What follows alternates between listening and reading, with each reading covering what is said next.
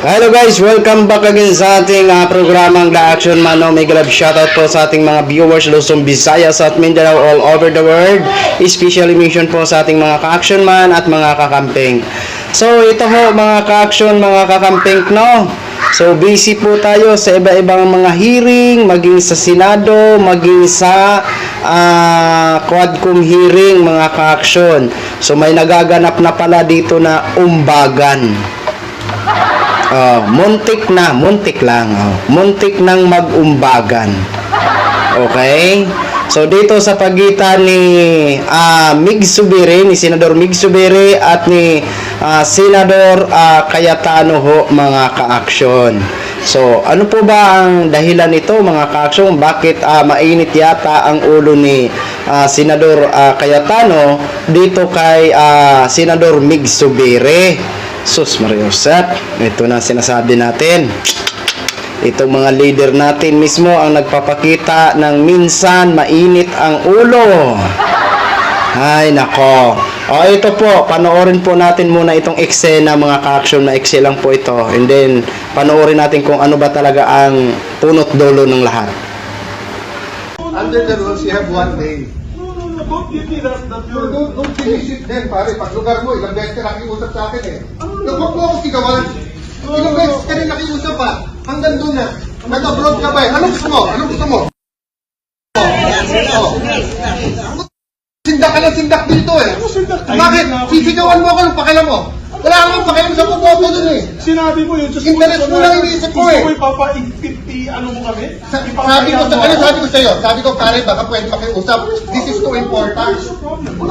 So yun na ho, mga ka-action, mga kakamping, no, narinig na po natin, panood na po natin ang eksena. Okay? Yan, muntik nang mag-umbagan, buti nandun ang mga repair eh. Ay, talaga kayo na mga pinalangga namin ng mga senador, ha?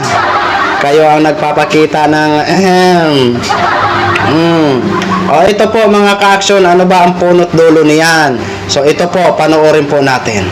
Mr. President, my question, first of all, I don't know anything about this bill. Nothing. It just came out of the air. So, this is a Senate concurrent resolution. This is not a simple resolution. And I was a majority leader, like you've been also a minority leader, I believe, a majority leader. And the concurrent resolution has a force of, before the Supreme Court came out with the decision that it does not have a force of law, but it used to have a force of law. So ang question ko lang dyan, Mr. President, is, with due respect to him, I know it's a local issue. I know it's a local issue, and it's important to you guys. And I don't want to disenfranchise anyone. Ang akin lang sana, explain sana sa amin ano itong pag-usapan natin. Yun lang.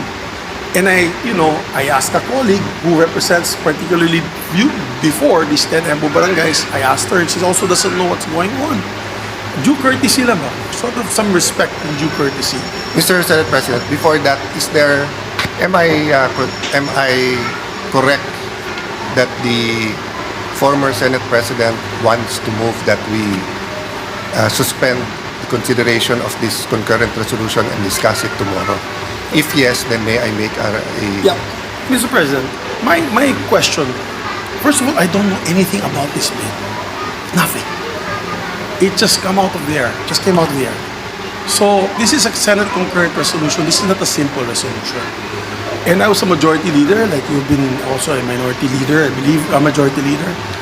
And the concurrent resolution has a force of, before the Supreme Court came out with the decision that it does not have a force of law, but it used to have a force of law. So ang question ko lang dyan, Mr. President, is, with due respect to him, I know it's a local issue. I know it's a local issue, and it's important to you guys. And I don't want to disenfranchise anyone. Ang akin lang sana, explain sana sa amin ano itong pag-usapan natin. Yun lang. And I asked a colleague who represents particularly you before these 10 EMBO barangays. I asked her, and she also doesn't know what's going on. Due courtesy lang ba? Sort of some respect and due courtesy.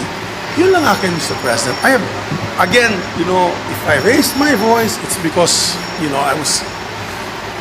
it didn't have to go that way. And I apologize if I raised my voice. Okay? Ang akin dyan, if it will help you, maybe we can pass this, we can take it up tomorrow. Ang akin lang naman dyan, is nabigla ako dahil nasa taas nga ako at biglang may concurrent resolution about these barangays.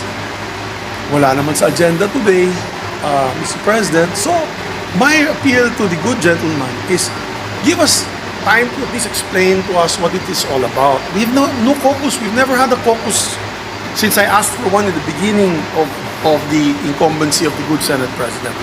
So I don't know, if we had a caucus, you could have raised it there and said this is a very simple piece of resolution, nobody's going to get affected, we're going to get them to vote at least in these elections. You know, if I was told that, then I would have no problem.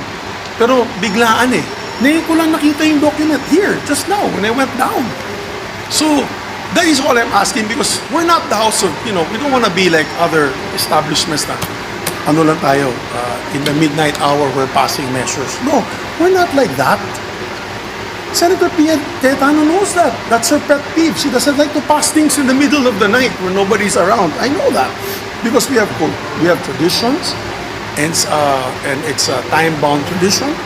So mine is that I'm not even asking anymore. I'm not raising a point of order because our agreement in the past is that we will take up on the floor what is the agenda for the week. And this is not even in the agenda for the week kasi bago lang to. And I understand kung bago lang to because of the lateness of the hour, meaning the lateness of the session, and this might be able to help Senator Cayetano. But we have another session tomorrow, Mr. President. So there should be no problem. All we need to know is just understand what is this all about? How can we help you? Ayoko din mag-disenfranchise sila eh. Ayoko din, Mr. President. Yung mga taga-Taguig at sa Embo Barangays. Ang gusto ko lang sana is just explain to us what this is all about. Because this is a concurrent resolution. If it was a simple resolution saying that the Senate would like COMELEC to recognize these Embo Barangays and come up with this procedure, wala po akong problema, Mr. President. But this is a concurrent resolution, which is a tad higher, a notch higher in terms of implementation and validity. Yun lamang po, Mr. President. No offense meant to my dear colleague. I know it means a lot to him. I'm not here to stall, and I'm not here to disenfranchise anyone. Yun lang po, Mr. President. Yung akin lang, sana ma-explain lang sa amin. And with due respect, we're all elected senators here. I will not pass a measure na hindi ko papadaanan sa inyo or to anyone, in fact, without going through the motions. Yun lang po, Mr. President. Yun lang request ko. It's just a simple request that tradition should be followed, at least to explain to us, at least come up with an interpellation on the measure on this particular concurrent resolution. Because even with simple resolutions, we have periods of interpellation. We have period of amendment in simple resolutions, lalo ng concurrent resolutions. So yun lang po ang request ko, Mr. President. Thank you. Mr. President, let me just state before the Honorable Cayetano responds with his manifestation, Chair would like to place on the record. Number one, as correctly pointed out by Senator Zubiri, this is a concurrent resolution, and by virtue of the Supreme Court decision, is no different from an ordinary resolution. Hence, it does not have to go through 3 separate readings on 3 separate days. Number two, we did give due courtesy to Senator Nancy even if this involves barangays that are no longer part of Makati, but because the chair thought it used to belong to Makati, we cleared it with her. I don't know if the statement of the gentleman was stated on the record that we consulted their administrative staff. The answer is no.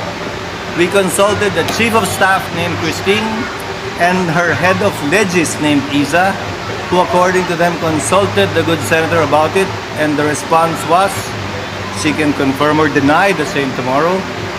It has nothing to do with Makati because it has everything to do with Taguig. Hence, we proceeded and clarified it with the minority leader, with the indulgence of the minority leader, given the urgency of the matter as raised by Senator Cayetano. Just to place that on the record. Senator Cayetano. Yeah, Mr. President, thank you for clarifying that because I just like to put on the record, this is my 3rd term as a senator.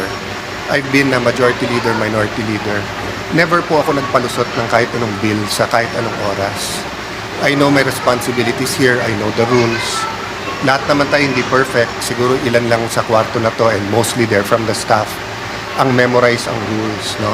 Kaya nga makikita ng mga taong nanonood ngayon, lumalapit pa kami dyan sa harap or dito sa gilid sa staff kapag ka magtatanong sa rules because may precedence yan, rich na yung history. Now, we didn't violate the rules because the joint resolution, the concurrent resolution was filed yesterday. And unlike before that it was treated like a with force of law, dinadaan po natin yan in a process that's like that. But after the Supreme Court decision na sinasabi it's like a resolution, it's the sentiment, yung kalooban ng House at Senate, we treat it like any other resolution. The person objecting now was our former Senate President. He knows naman that you do not go to all 24 senators. You go to the minority because you're part of the majority. And I did go to the majority last night pa. Last night, the Senate President advised me to talk to Senator Nancy, and due to some recent misunderstandings, he offered na kung gusto mo, ako nakakausap. And I waited all day long until nga mag-respond yung Chief of Staff niya. So, it's not just an emotional issue. It's not a legal issue. It's an issue of constitutional importance, the ability for people to vote.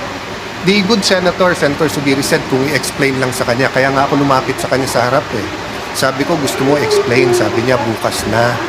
Sabi ko, I don't wanna take the risk. Nakita niyo naman yung mga ulan ngayon, eh kung bumagyo bukas at mag-adjourn tayo. So, walang taga-embo na pwedeng tumakbong congressman, walang pwedeng bumoto.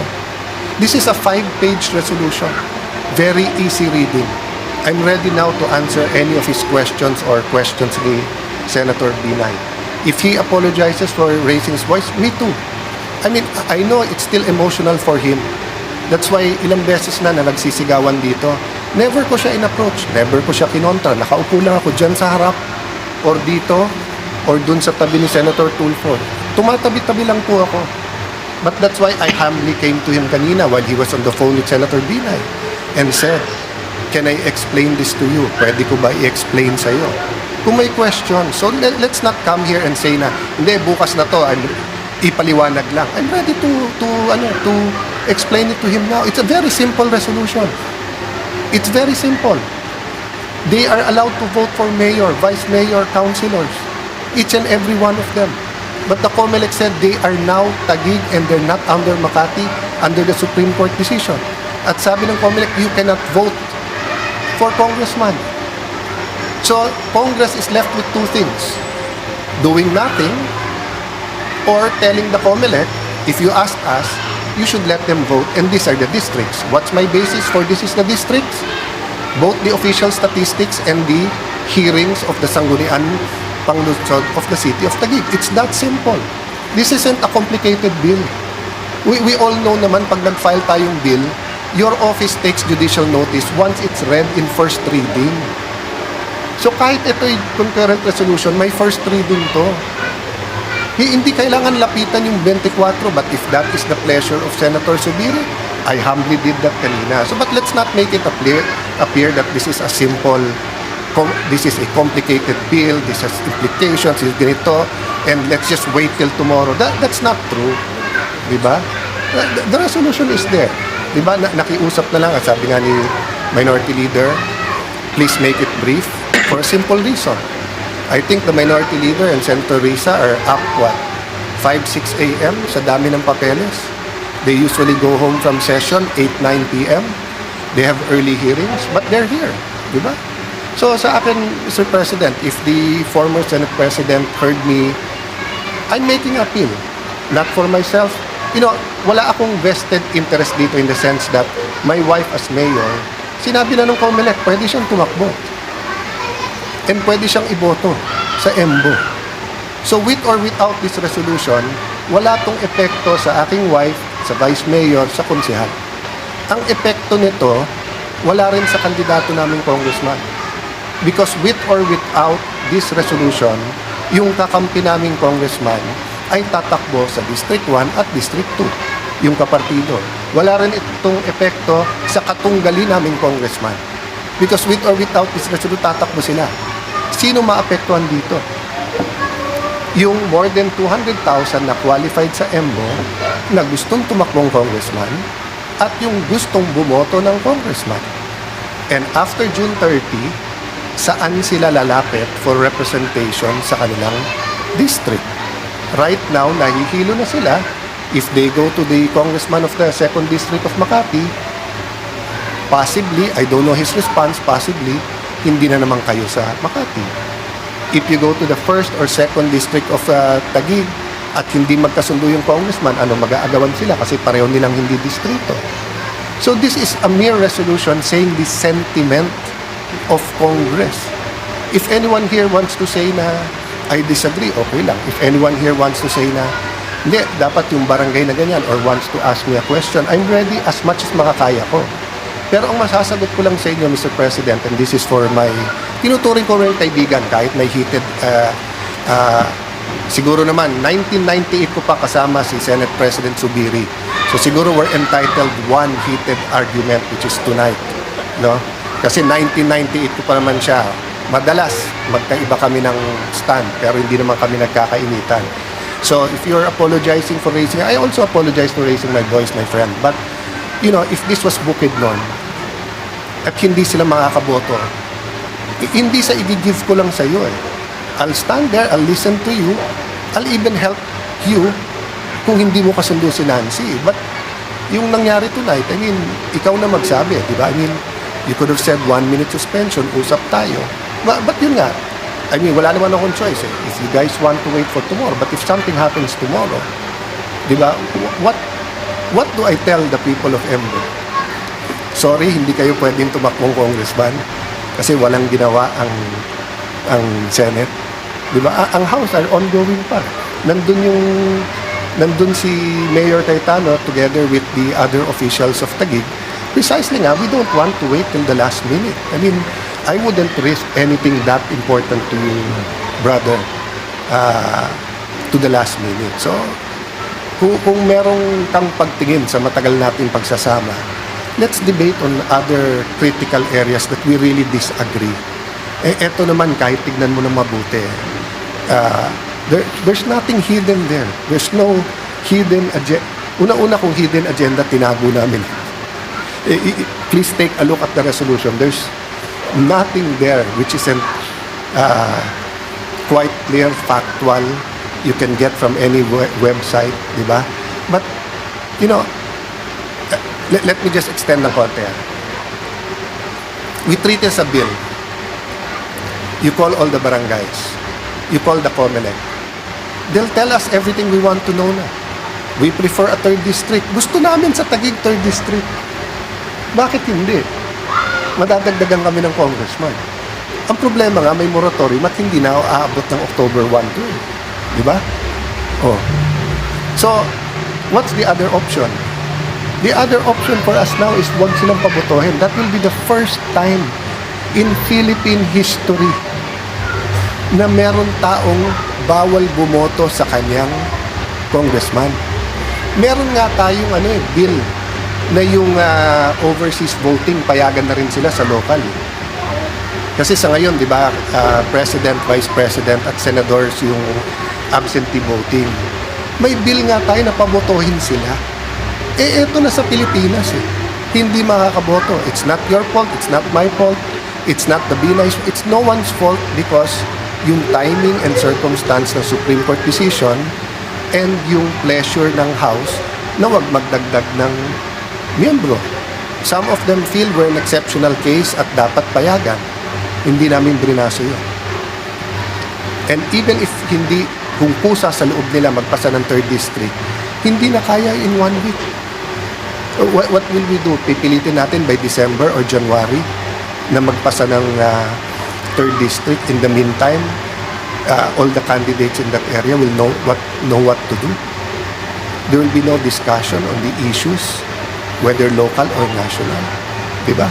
So, yun naman sa akin, no, na I leave it to the pleasure of the former Senate President and gentleman from Bukidnon, no. If you ask me, ako'y nakikiusap, ipasa na natin. since walang masasaktan dito. Kung may makita kayong masama tomorrow, you can move to recall it. And the other members will be here. Oh. Kung may mangyari tomorrow for one reason or the other at hindi ito mapasa, how do we answer our constituents? Constituents, binoto rin naman tayo nung kanya-kanya nating lugar. Di ba? So, maybe that would be acceptable to him, that we pass it. If they see something wrong, tell me. Ako mismo mag-move to reconsider, then we will discuss it. Nandito naman siya. Any member who's here and voted for it can move for the reconsideration. So, yun na po mga ka-action, mga kakamping, no? Ayan, okay?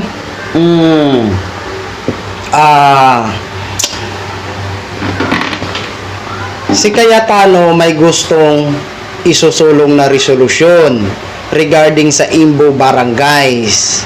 Ang problema, si Senator Mig Zubiri, hindi niya daw alam ang nasabing resolusyon kasi nasa taas daw siya. So, ang gusto niya, mag-explain siya. Si Senator Cayetano, mag-explain. Kasi wala naman daw sa agenda ang nasabing resolusyon sa Imbo Barangays. Ayun, yun ang sinimula ng kanilang muntik ng pag-umbagan. Okay? Pero mahaba po yan mga ka-action. Sa isang may mga nag-cover niyan. Naghingi naman siyang public apology. Pero doon sa isang video na napanood ko, short lang kasi yon. Excuse me. Aminado siya. Nasa elevator daw, nagbiro siya na sa lahat daw ng magkakapatid, siya lang daw ang malamig ang ulo. Kasi mainit na daw ang ulo ng ate niya. Ngayon, bigla siyang uminit. Di ba? Okay, so naintindihan na natin kung bakit muntik sila mag-umbagan. Aba, kung may muntik man mag-umbagan sa Kongreso, pati din pala sa Senado, may muntik din. Grabe talaga itong ating mga pinalangga. Oy, mga pinalangga naming senador. Ang sarap nyo talaga pagkukurutin. Okay, so yun lang po mga ka-action, no? Share ko lang po sa inyo. Maraming salamat po sa ating mga viewers Luzon, Visayas at Mindanao all over the world. Ako po ang inyong lingkod, si The Action Man. Have a good day, everyone. Beautiful.